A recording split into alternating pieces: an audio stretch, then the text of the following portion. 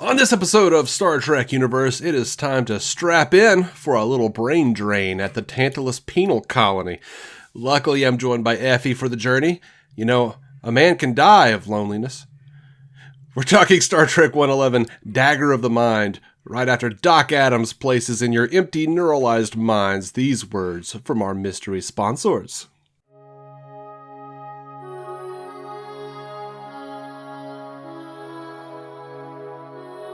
Welcome into Star Trek Universe, the show where seasoned Trek vets Matt and myself talk about all of the new Star Trek, and then I drag our impressionable young newcomer into the pit of nerds with Star Trek The Original Series reviews.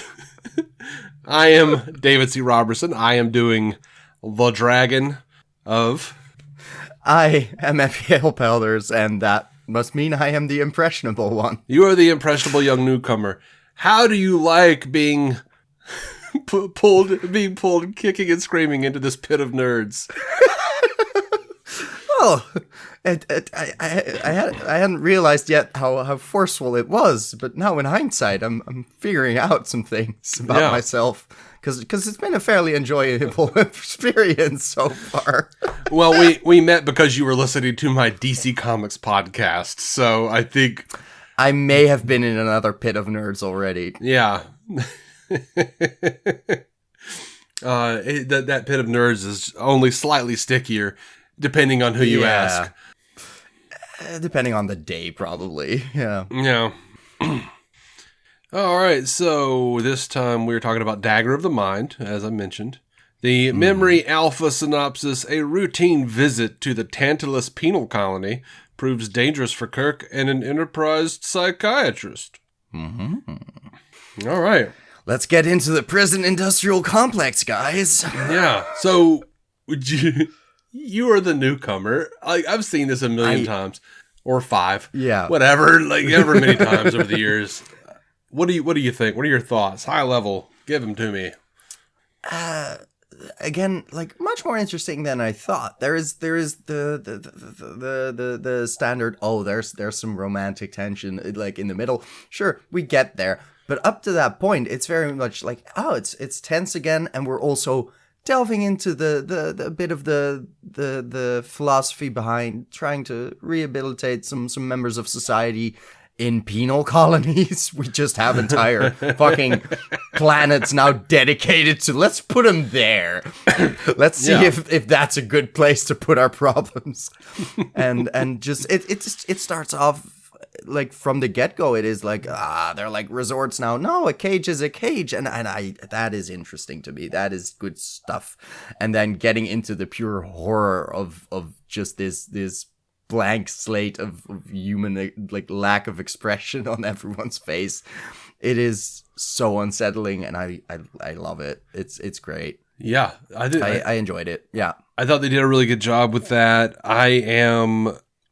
This is another one of those episodes where you can just kind of hold up to the Star Trek fans who complain like, no, Gene's vision was that everyone's evolved. I'm like, no, they have penal colonies. Yeah, it's practically an asylum that is not far off from what you would find last century. So let's point out that one of the things that Gene was in charge of was this episode. Let's not. Yep. But yeah, I prefer my Star Trek with flawed protagonists, as I do with everything. You're never getting around that. Yeah. I love this idea that Kirk is so optimistic and he's so hopeful. He does believe that we're better than we ever have been, and these things are getting better. Humanized this system. It's fine. And then the solution turns out to be yet another scientist aspiring to basically rid humanity of bad emotions, and then deciding his own wants and needs are important and good, and like literally implanting his thoughts onto the rest of them. Yeah. By forcing them to experience agony when they remember how they got there. Like, oof. I do dark. Wish this episode had given us a motive for Dr. Adams. Mayhaps. That would have because he does go from good intentions to pure fucking cruelty very fast. Yeah, he does. It is very much like, no, I'm just helping these people, and it's a great idea. And then it's like, no, you will. Oh, the pain gets worse if you don't listen to me. And Yeah. there is very much the. I guess he found out this was effective. Yeah. So one of my favorite, but also least favorite things about this episode is Dr. Helen Noel. One, they've made a point of mentioning in the show, Kirk doesn't necessarily remember everyone on the ship. A lot of people coming and going. He can't remember everybody. It's like 428 people. Experts say you can only keep about, 125 people in your mind at any given time? Yeah, 150 tops is like your network, and those are mostly acquaintances. Like, you're not remembering everyone. I have this all the time where I'm like, oh shit, I recognize your face. Oh fuck, what's your name? Where do I even know you from? Based on context clues, you might be part of this social group I've been in. Yeah, that tends to be how things go. So yeah, I dig that, and I'm fine with him not recognizing her name, because in the episode, she was very adamant that he call her Helen. So they met at a Christmas party. She probably said, I'm Helen. Yeah, exactly. They evidently talked about the stars and got a little connection going. As you do. But, when she keeps, like, insisting that he call her Helen. She keeps, like, trying to bring up stuff in front of Spock. And he's like... very... Like, I am so with him where it's like, we're in a professional context right now. You're a doctor. You're here to advise me on some doctory shit. Like, yeah. You're Dr. Noel. Like, please. I'm not trying to deny that we were chatty at a party, but goodness. And the way he's like, because he's so like, Kirk is so, at the beginning of the show especially, so adamant that he not show that kind of weakness in front of his crew, and that he not show any kind of unprofessionalism. But like, the way that he cuts her off, he was like, that is fine. I outrank you. I can ask for your advice. I don't have to take it. Fuck you. It's one of the perks. Well, hey, with that, I felt like she was getting kind of butthurt, because that's what he will do with everybody. Like, he does that shit with McCoy. Like, McCoy will be like a little angry rabid dog telling him a thing, and he's like, "That's enough, doctor. I made my decision." Yep. So, like, to me, there's like the thing I don't like about Dr. Helen Noel is that she's so insistent, and she always has this little like smirk on her face, like, I'll get the best of him. And I'm like, dude, why are you doing this? Like, why? What do you gain from this? It very much implied a lot happened that night, but it didn't. So it is very much that. Oh, I'm gonna. It implies that she thinks there are so many feelings for her that turn out not to be there because they have to be implanted, for fuck's sake. So it's. And why would she go there? Why would she like? Yeah, that's messed up, man. It's weird, and like even at the earlier on with just like her insisting he calls her Helen, fine. But then to reiterate that point to some stranger that they've just met and being like, oh, please, you call me Helen because he won't do it. Like, what are we doing here? What kind of fucking, like, public portrayal of our marital problems indoors are we just... What is this? Yeah. It's a weird kind of immaturity, and then she's just very naive for most of the episode, where it's like, no, but he's such a great scientist, and he's got a great image, so he must be well-intentioned, and I'm not creeped out in the slightest by all of this shit. Yeah. I like Turns out doctors are not trained in ethics, as usual. One of my favorite parts of their relationship, though, is even after he's been brainwashed into thinking he loves her, there's a part of him that keeps fighting back. And he's like, yep, you're going to have to get in that air conditioning vent. And I'm like... I'm putting you in a stuck now. Yeah. And he's like, do you know anything about, rerouting the electrodes or whatever? She's like, no. And he's like, cool. Don't touch the ones that kill you. Yeah. He's like, yeah, if you do it wrong, you're going to die. All right, get in there. Just like, I was like, this is not an explanation of anything. Just try it and see. That's a very precarious mission. I can hear him in his head going like, I'll fix her. It's like, no more issues. My survival depends on you guessing right which cable does what. I mean, he was right that they would come for him before her.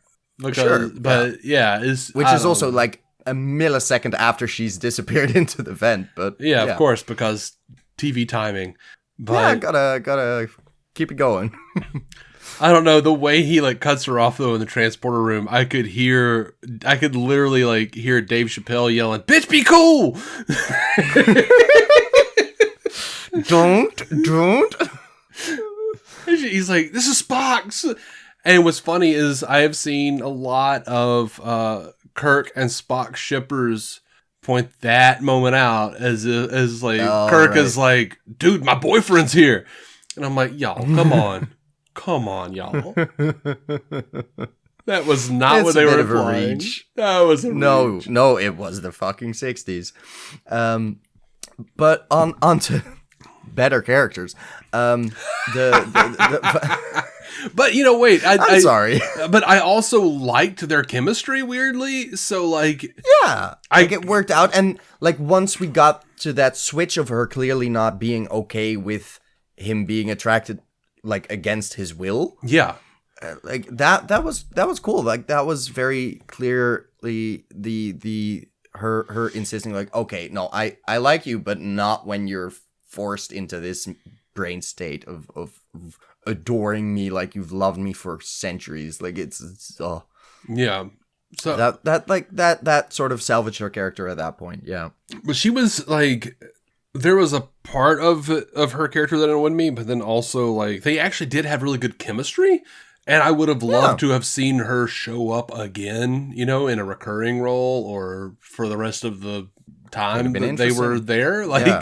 As always, a kind of romantic interest, but our professions are getting in the way kind of situation. Yeah, exactly. Could have been interesting, but there's just none of that. There's just Woman of the Week, and that's kind of sad. Yeah. Yeah. Where it's like, we got another brunette that looks vaguely similar because they're all very attractive, and yeah. I also... I am getting, like, it does still slightly tickle my funny bone when, like, how forcefully he kisses. It is just a fucking smack dab. Like, it's almost a headbutt at this point. It is. And we didn't talk about this in the last episode for Dagger of the Mind, but Sherry Jackson said that when Shatner kissed her, he really kissed her. And when she, pulls back from him, you could see her lips are swollen. And oh, no. Yeah. Oh, God. So Shatner is just a poor kisser, is what we figured out. Probably, Jesus. Yeah. She seemed like she was into it the way she was talking about it. She was like, he was just his handsome self, charming self. And I'm like, oh, really? Oh, God. Yeah. Oh, well. To each their own. Yeah. But yeah, I enjoyed this episode a lot more than I thought I was going to. Good. And, after his comment with Spock being like, you tell McCoy she better be the best damn assistant I've ever had. I like to think like all of her like kind of like initially saying like, nah, it's fine.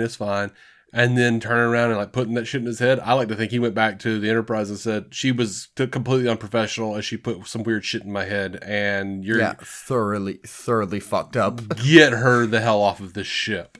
Also very possible. Yeah, that's what I like to think happened.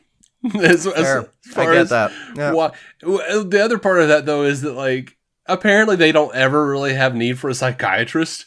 Because he was like, I don't know, do you have a psychiatrist in one of your doctors? People is there one left or something? One of them must be, trained in this shit. What did you think of Spock saying, you Earth people glorify organized violence for 40 centuries, but you imprison those who employ it privately? Oh, delightful.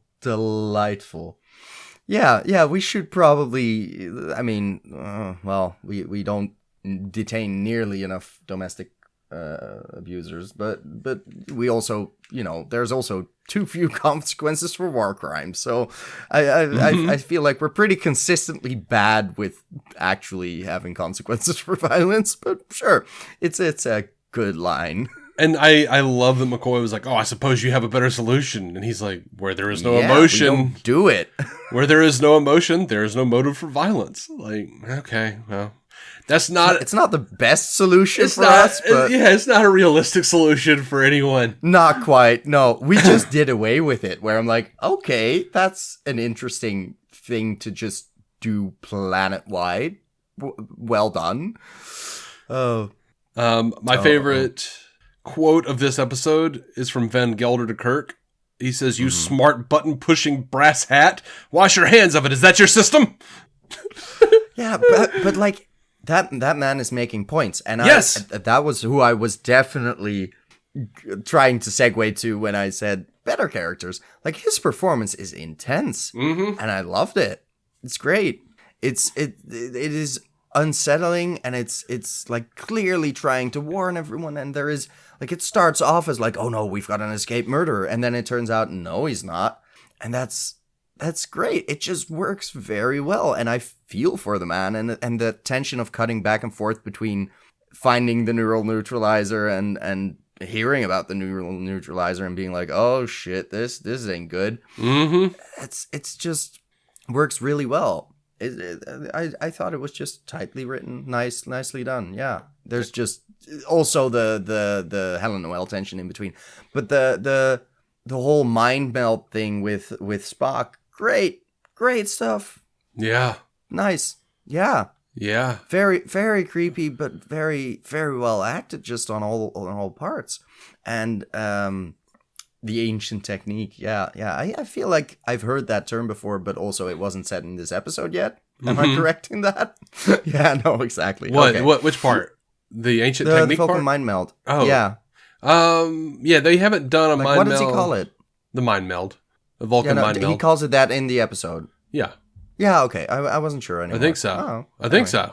But that's what it is. I don't know. Whether they did or not. Yeah, no, that's what it is. Exactly. Yeah. I just wasn't sure if that was something they came up with later. And it's funny, is one in this episode, he's like, it is an ancient technique and we keep it to ourselves and we don't talk about it.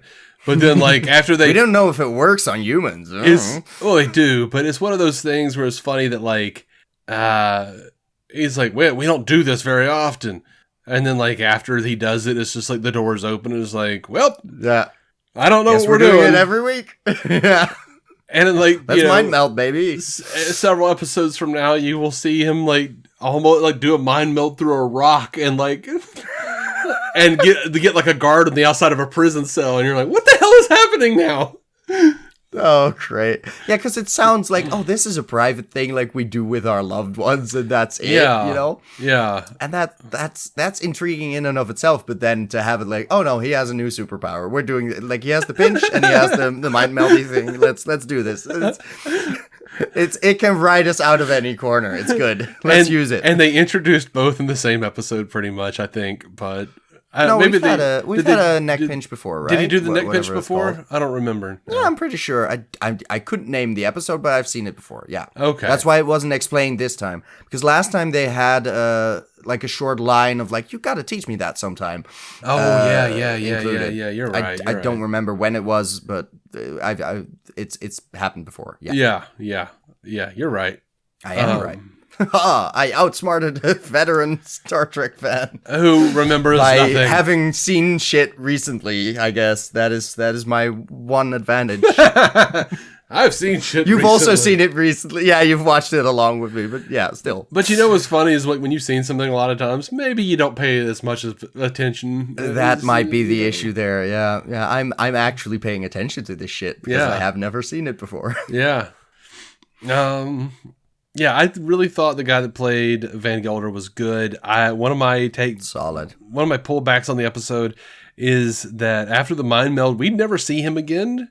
We just find out he's in charge of. You get the real quick wrap up of like, oh, he's better and he's down there and he's fixing shit. Leave it to him. Yep. Yeah. It's been destroyed. He's great. Yeah. So, by the way, I was not going to talk about this immediately, but But I guess you are. yeah, there is a shipping label that you see for a brief second on an episode of Star Trek Deep Space Nine that shows that a now quite elderly Dr. Van Gelder is still in charge of the Tantalus Penal Colony. Amazing. Like 100 years later, he's still there. Good fucking reference, but also that man is old.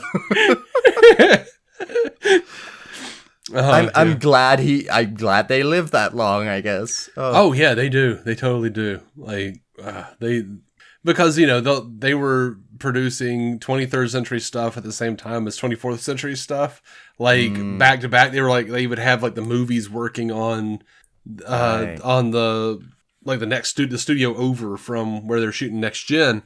So, they could bring in like little bitty cameos and stuff and some crossover shit. Fun. Yeah. Fun. Yeah. We'll get there. I'm waiting. I'm still waiting. There's so much goodness yet to happen. You have to earn it. I know. I'm earning it. I just express my impatience. A friend of mine I was talking to last night, and he was like, yeah, I've pretty much just decided, like, I want to watch Star Trek Picard, and I've never seen any of the other stuff, so I'm just going to read up on the Wikipedia. And I'm like, well, how much are you going to read? What? He's like, I'm just going to find out what I need to... There are lists of, like, what I need to watch, and I'll just read a synopsis of those things. And I was like, oh, my God. That is not the... It won't mean anything to you. That's the problem. No, exactly. You have zero emotional impact from reading the plot synopsis. I was like, especially it's like... not compelling. I was like, especially like with Picard season 3, like that is like a huge fan service season. That is like culmination of many, many years of us wanting a freaking ending to Next Gen. Lots of callbacks. Yeah. Yeah. Oh, God. Like, at least watch Next Gen at that point. And like the 4 movies. That's what I was telling him. I was like, just watch. Apparently useful. Yeah. Just, Christ's sake, just watch Next Gen and Star Trek Nemesis and First Contact. Like, don't just skip Insurrection, but don't just skip it all. Yeah. Also, why would you want to skip? I mean, I get the appeal of, like, I was tempted by Picard purely because, well, it's the Sir. Like we like it's Patrick Stewart doing the thing. I mean, I was sold, but I was also like, I don't know shit about this world. I should not just jump into Picard. Yeah, no, there's a ton of Picard stuff. And then I, started a fucking podcast, I guess. As you do when you want to get through a lot of content eventually. Yeah, yeah. You just double up and make it like take twice as long because you have to discuss every hour-long episode for another hour, and that way, you get to Picard slower. Mm-hmm. I feel like I've made some life decisions that don't make sense now. But I'm enjoying myself, so it's all good. Yeah, it's fine. It's fine. Yeah, we'll live. I mean, if you really wanted to, we could probably do like an episode of the original series and an episode of TNG a week instead of doing 2 episodes of the... Yeah, but wouldn't that get confusing then? Yes.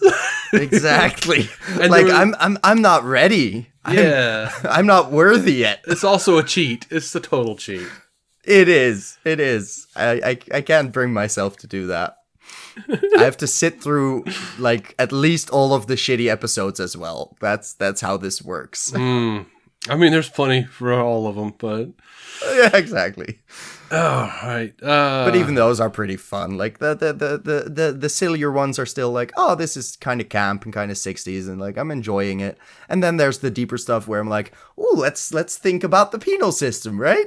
Yeah. And I enjoy that a whole lot more, but it's in a different way. Yeah. Mm-hmm.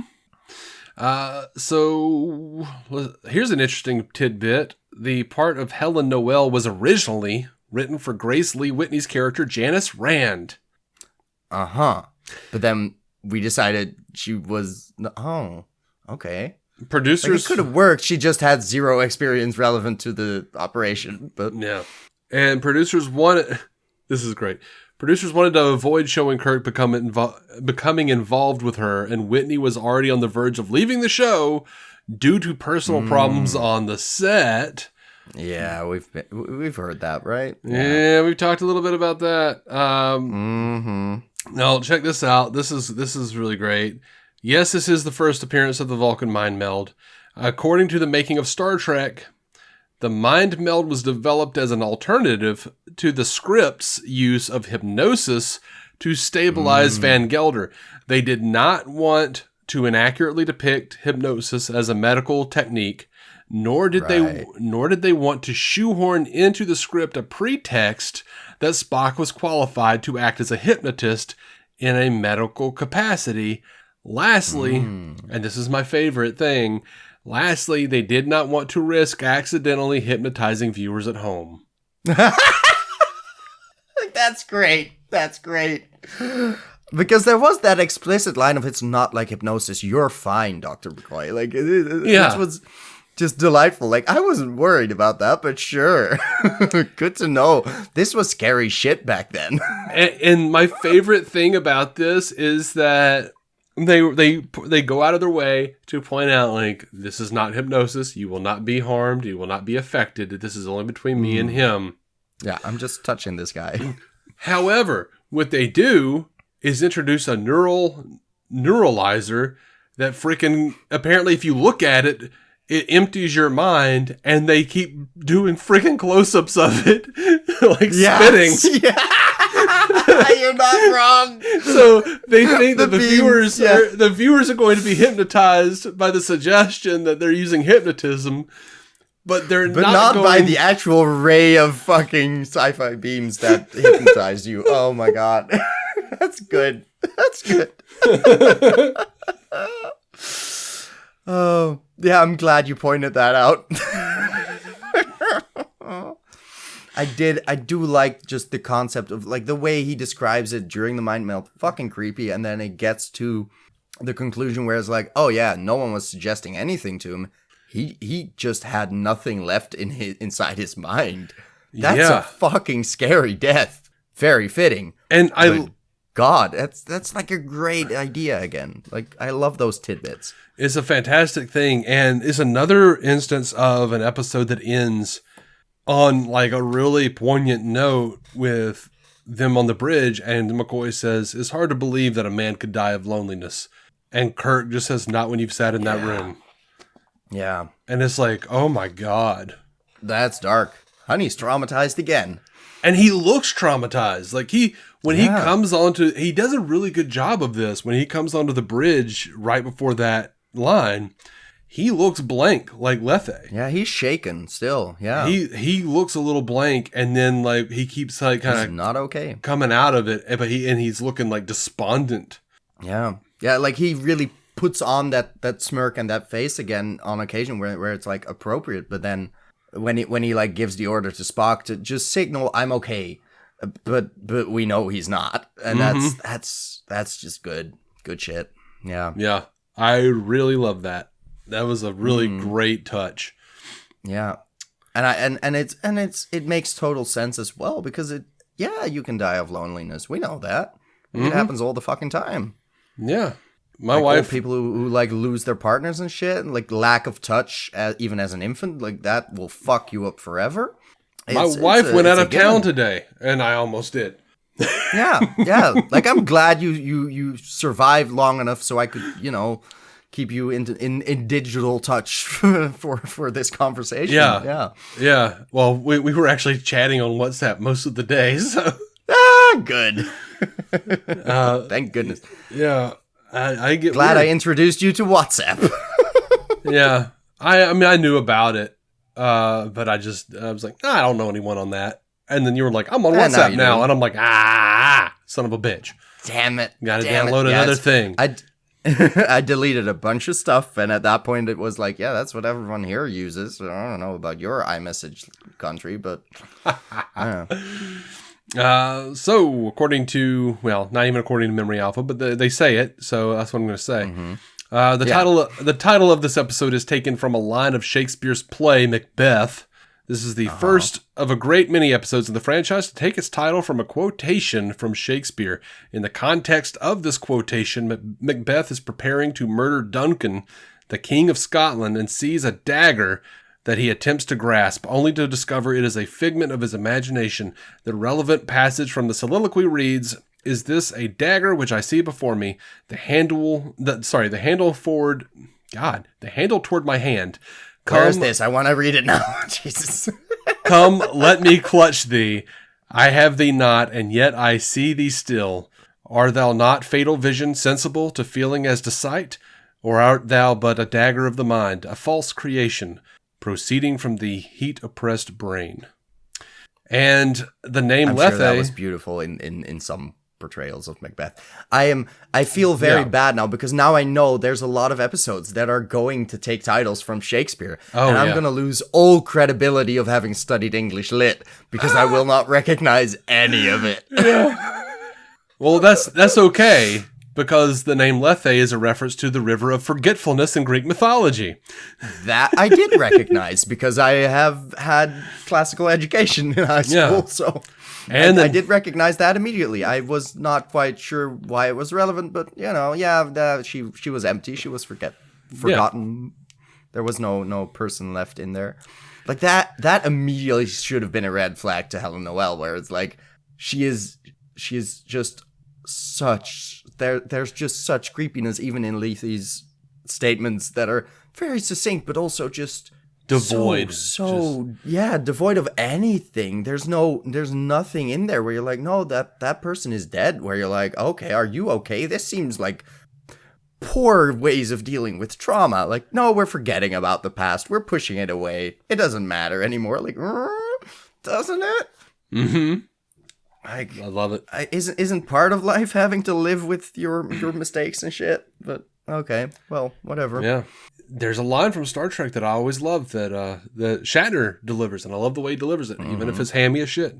Where he says something like, "Damn it, Bones, you're a doctor. You know that pain can't be taken away with the wave of a magic wand." It's part of part of what makes us who we are. Yeah, it's fair.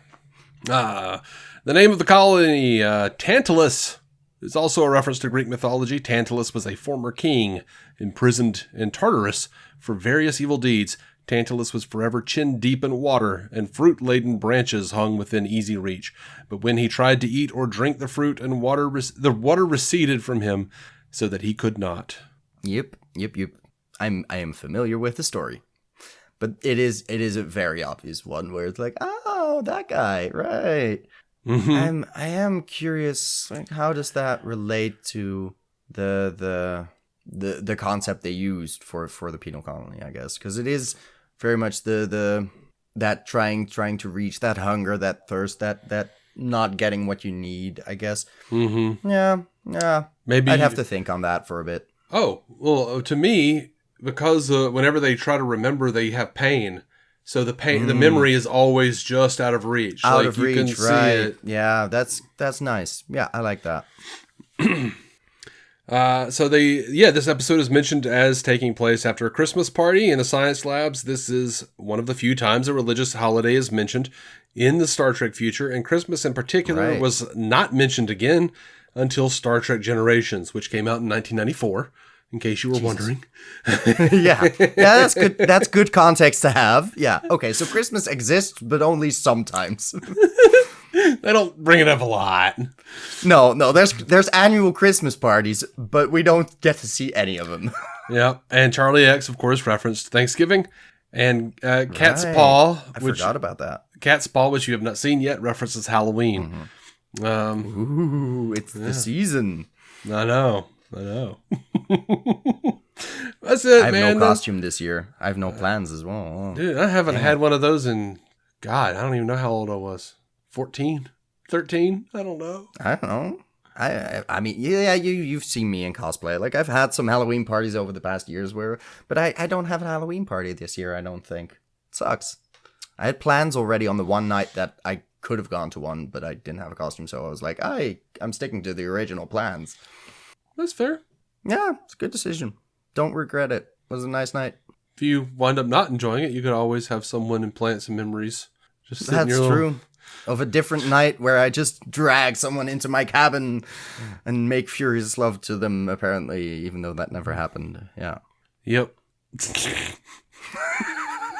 We didn't get to see the furious lovemaking, but I think that was implied.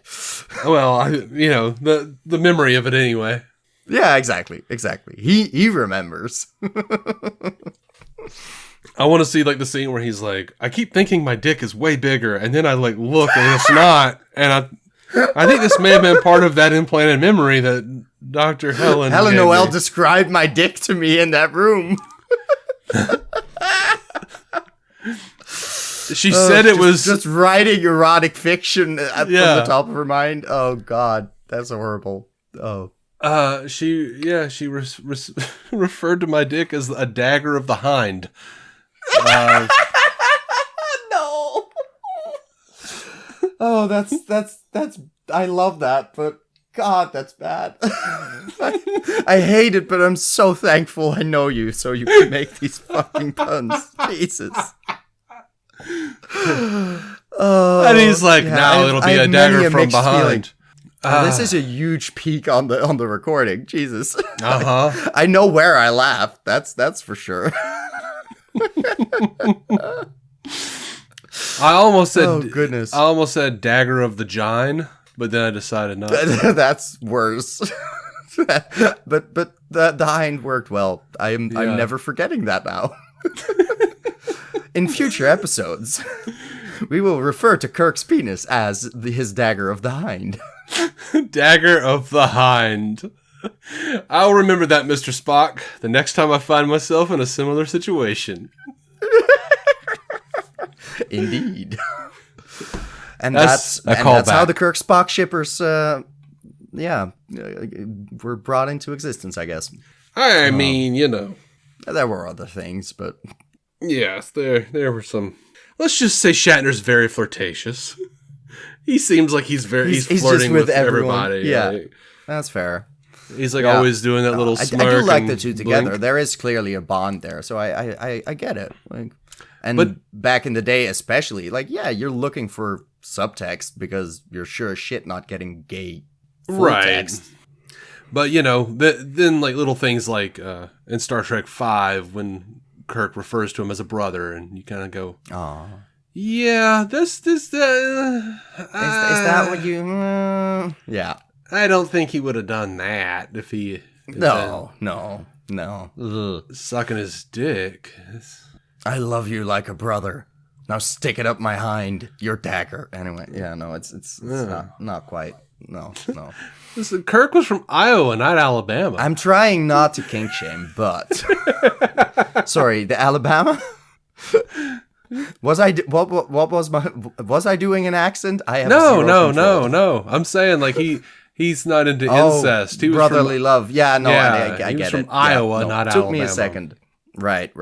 I'm from Alabama, and I'm not. So into you that. can say it. Yeah. So you know what? Maybe I'll say he was from Iowa, not from Mississippi.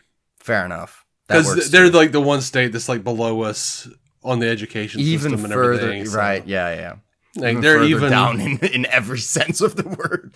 Like they're the one state we can actually punch down to. So. You don't have a lot of options. That is fair. No, I don't know enough about Mississippi except that there's a river. And how many S's are in there? But that's really the extent of my knowledge. Yeah, I mean it's that old Family Guy bit where it's like, keep rowing, I hear banjos. Okay,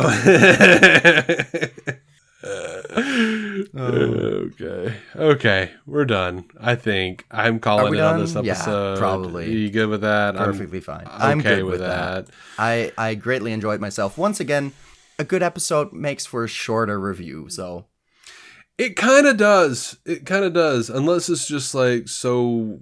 Unless there's so much amazing you want to gush about, yeah, right. But just solid shit like that's just like, oh yeah, I enjoyed that. I enjoyed that slightly less. This was good. I had a good time, and that's what we're here for: a good time and a long time. Because God, there's a lot of episodes left. Yes. But you know what? I mean, this is episode 11 out of 80, right? And then another 700. But stop bringing those up. We're talking. We're doing the original series. I want to get to movies and. Well, here's the thing though. After this, we've got the animated series. Mm-hmm. and then we'll get to the movies. And the animated series is very short, but like the movies. Okay, thank goodness, because I was like, oh, animated. It's like might be. It's like 22 half-hour episodes. It's okay. We can do 2 at a time for those. That's fine. Yeah, but those movies cover like I don't know, from 77 to 91, or from 1979 to 91. Yeah. So it's like that's a big chunk of decades. Absolutely. Where they're not making like hourly shows.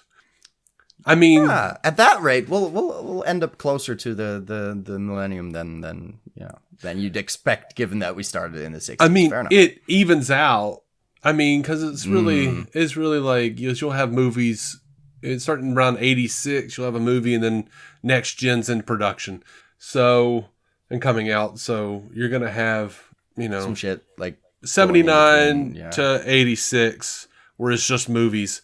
But then it evens out and more, and then some, because you're going to wind up with like TNG and Deep Space Nine is in production, and the Deep Space Nine and Voyager is in production. Yeah, I'm going to leave the production order thing to you. Like, deliver me a watch order and I'll get to it. But Christ, I'm gonna go the simplest route. Good. I like that. Where it's like trying not to intertwine too much shit. Be aware that at some point, like, this is happening at the same time as another series, so we're going to backtrack after this show, and you're going to see this is a reference to something you will see but would have seen at the time, but yeah.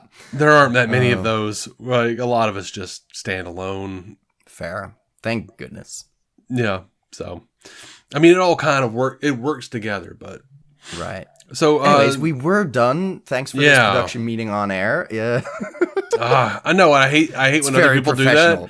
I hate when other people do that, but then I'm not it's always editing funny that to out. Me, but no. Why do we need to? It's a teaser for what's to come in the future. Listeners will care, I guess. Yeah. So, folks, listeners, if you want to leave feedback for the episodes we are about to watch.